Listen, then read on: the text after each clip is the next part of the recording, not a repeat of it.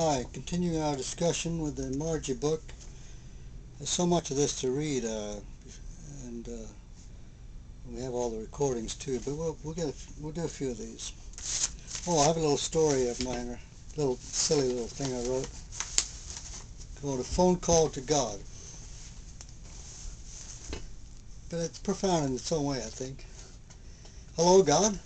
Are you there? Hello. No answer. Hello. Still no answer. Suddenly a crackling sound like static electricity. Yes, may I help you? God, is that really you? Well, it's not Jay Leno. Sorry, I was just surprised. Then why did you call me if you didn't expect me to be home?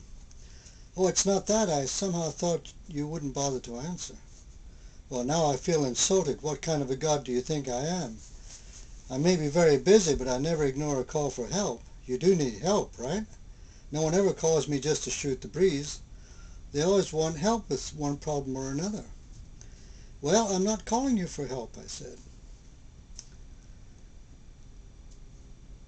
I just wanted to see if I could reach you. How did you get my number? It's not in the book. You mean it's unlisted? No, it's not unlisted either. It's just not in the book. I don't understand. I mean, the operator has it. You just have to call the operator. But how can that be? They always ask what city, please. True. No wonder I don't get many phone calls. So how did you reach me? I just dialed at random, hoping I'd somehow reach you. Then I heard your answer machine saying, "This is God. I can't come to the phone right now, but if you leave a message, etc." So I just took a chance that you might be there, and I kept saying hello, figuring if you were home, maybe you'd pick up. All right, well, now that you've got my attention, what do you want? I want to ask you a question. What kind of question? A scientific one. Science doesn't think you exist. Ah, yes, those scientists. They always demand proof. Well, if you allow me to tape this conversation, I'd have the proof. No, they just say my voice belonged to some nut. Well, maybe I'm talking to a nut right now. How do I know you're really God? Oh, ye of little faith. I still don't have proof. You want proof? I'll give you proof. Just look around you. I'm all there is. You mean you're not sitting up there in heaven on a throne? You're everywhere at once? That's correct. You mean when I die I'm not going to see you? Correct again. Well, let me revise that. If you can see me now, you'll see me then. If you can't see me now, you won't see me then. Now I'm really confused. It's really quite simple. I am with you always. I am with you and you are with me. There can be no separation. There is only apparent separation when you take the mortal route and not the spiritual route. You can't sense my presence when you are angry or hateful or envious or jealous, etc. But when you feel within you love and kindness and compassion and consideration for all, you are allowing me to express myself through you. At those moments we are one. In this way I am powerful. I am all powerful. You are all powerful. And nothing can come to us of an inferior nature. We are peace. We are power.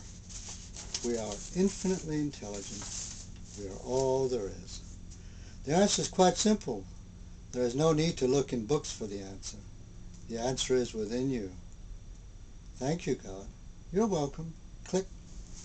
Anyway, that's my little story.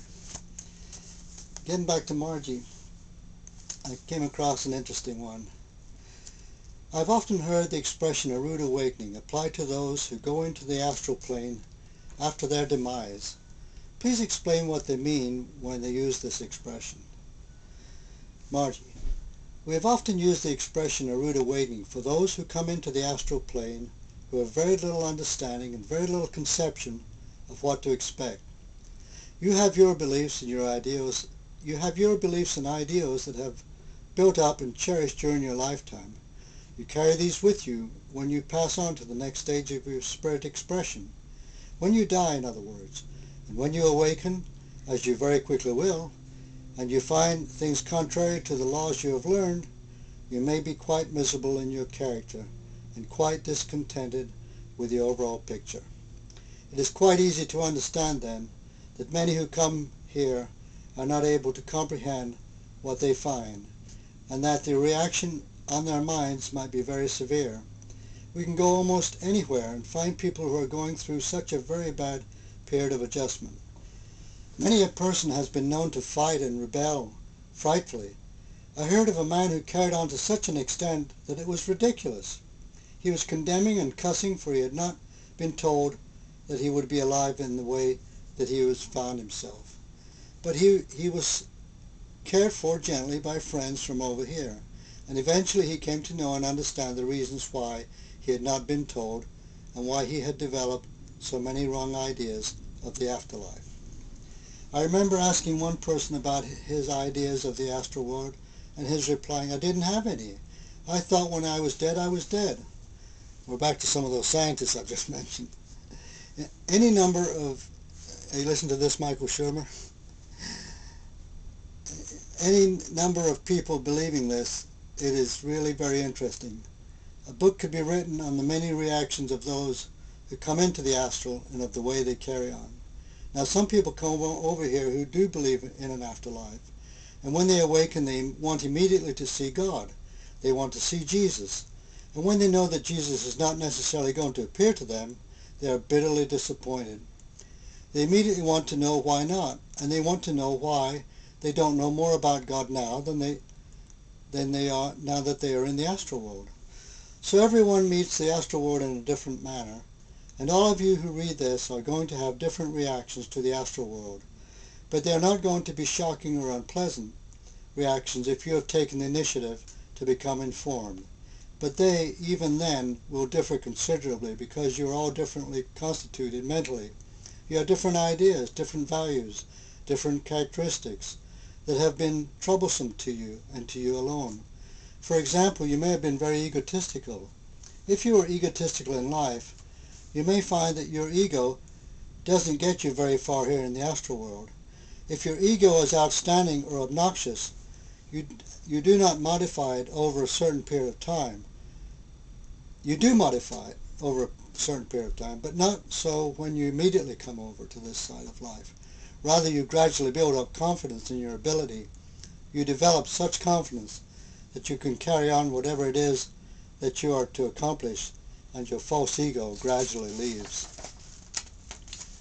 And when you come over here, and when some come over here who are able to buy their way around on the earth plane and had the means to push people around and do pretty much as they please, I'm thinking now of some of the new rich or newly famous who treat the valet parkers with disdain as if they were less than they are. And of course, they're not any less than they are, but they think because they're big shots now, everybody else is just there to take care of their every need and treat them not too well. Anyway, some of them don't even leave tips. The guy parks a extremely expensive $250,000 car and comes back without a scratch, and they walk away without even tipping him. They probably spent hundreds of dollars in the restaurant, but they can't find it in their hearts to give $5 or $10 to a valet parker. Unbelievable. They even resent paying the parking fee. Well, they'll learn the hard way. There are those too who reminisce and who recall the period they had lived on the earth plane, and have had a great deal of nostalgia set in when they come here.